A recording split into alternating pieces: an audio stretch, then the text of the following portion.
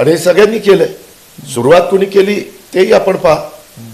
आज जर आपण चांगल्या पद्धतीनं काम करता तर अनेक राजकीय पक्षातले प्रमुख त्या प्रभागामध्ये निवडून येणाऱ्या लोकांना शेवटच्या क्षणी का घेण्यात आलं, घेतलं गेलं की नाही. तुम्ही रोज टीव्हीला बघत होता, ह्या पक्षातनं राष्ट्रवादीचे एवढे घेतले, शिवसेनेचे एवढे घेतले, काँग्रेसचे एवढे घेतले, आणखीन कुणाचे एवढे घेतले, मनसेचे घेतले. जर आपल्याकडं एवढी मोठी चांगल्या पद्धतीनं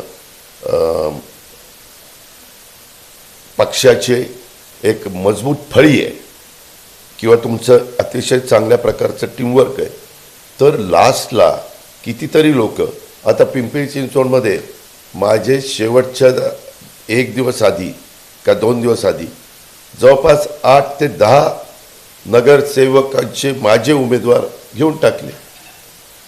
मी फोन केला नाही, कारण ते घेऊन टाकले, ठीक आहे. मी त्याच्यातल्या काहींना विचारलं की हो का रे आपण इतके वर्ष काम केलं.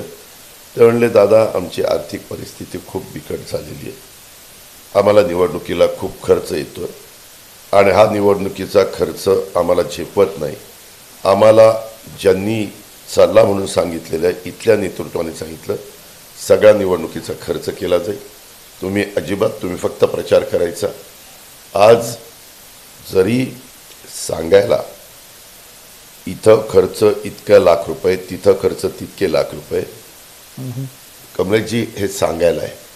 तुम्ही जर खरे आकडे ऐकले ना की ते उमेदवार तिथं किती काय खर्च करतात, तुम्ही विश्वास तुमचा बसणार नाही.